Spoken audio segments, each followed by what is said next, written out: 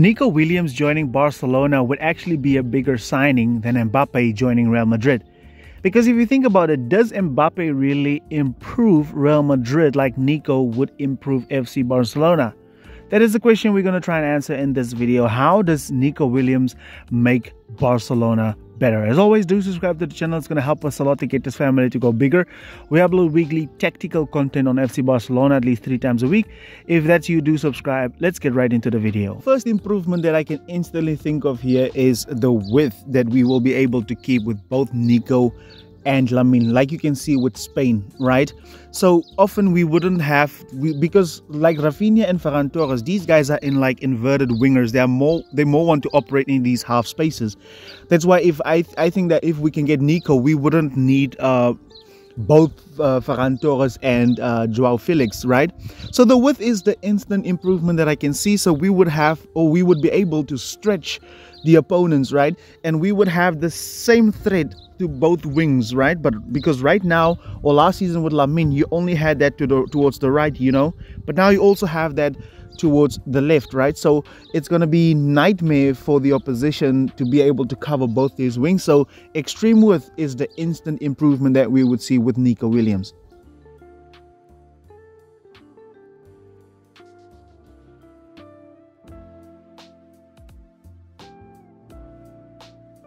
With Nico Williams, we would also be seeing the return of the overlapping and underlapping fullback. Because I think too many times with Joao Felix, and Ferran Torres, this fullback constantly was wide. But now with Nico, him having the full capabilities of going around his player, if he inverts drawing these players around, then you would see the overlapping. Even if he stays out wide, then you can see the underlapping fullback, right? And this plays well into what Hansi Flick wants to do, because he wants his fullback, if you go back to watch the video, or if you have watched the videos, you see that he wants his fullback to adjust to whatever the winger does. So that would bring back the overlapping and the underlapping fullback.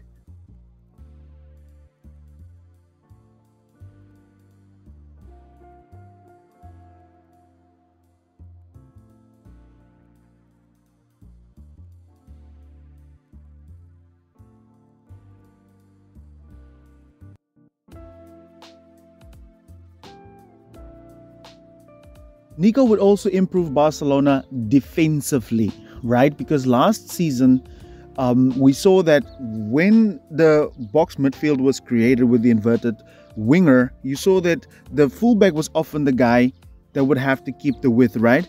And this would left this whole wing open completely, which was a huge problem for Barca.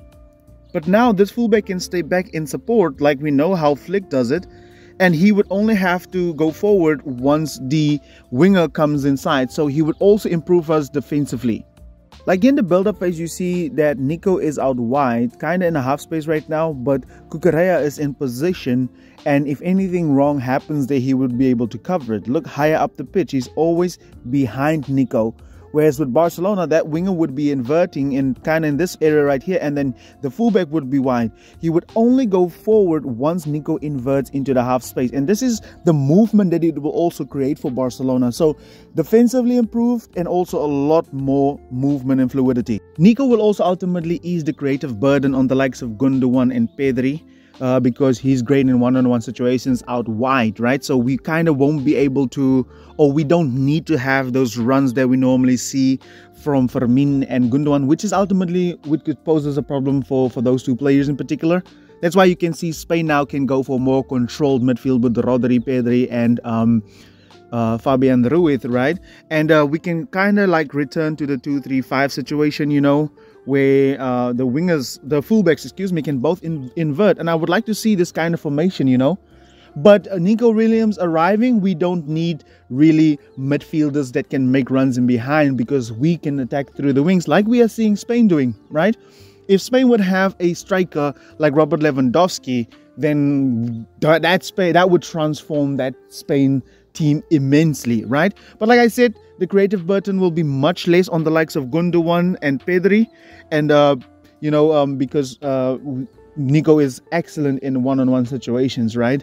So then you can have control and more like possession-based style within the midfield, and then your creatives can come from the wings and also from the midfield. Of course, we don't have to say now, oh, we don't need to have creative midfielders. I'm just saying it will ease the creative burden on them and ease some burden on Lamine Yamal as well.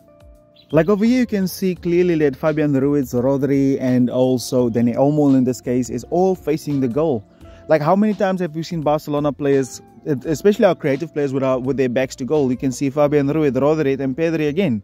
All of these guys can face the goal now if you're going to have this guy who's going to draw the attention all over the place, right? Inverting and overlapping. Look at Cucurella. Even the fullback can now invert and join the attack or whatever in the overload to isolate, for an example. So lots of control. What are some challenges, though, that Barcelona would have when we would actually sign Nico Williams? Because it wouldn't be smooth sailing. Let's see what challenges we would have. I think the biggest challenges or adjustments with Nico would be he's not really defensively sound. He has only averaged 1 tackle per game all season for Bilbao in the past season, right? So because I think with all this attacking he has to do, he often doesn't get back in order to help defend.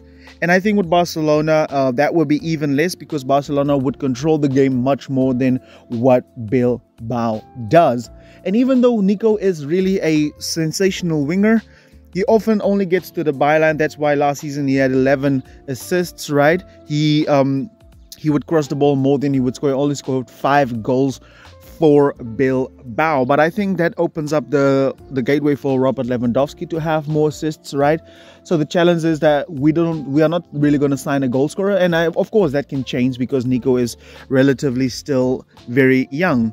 And Nico also complete average almost 3 dribbles per game, so that is going to give the opposition more than likely chance to get the ball off of him, combined with the fact that he doesn't really defend that much. So that's going to be a challenge, right? But I think that would not be a problem. That shouldn't be a problem because we would be controlling the game so much more. And Nico's shots per game is also less than 2, or he averaged that for Bilbao, right? Now, hopefully that will change because Bilbao is not a Barcelona style team where they control most of the game, right? So that would change, of course.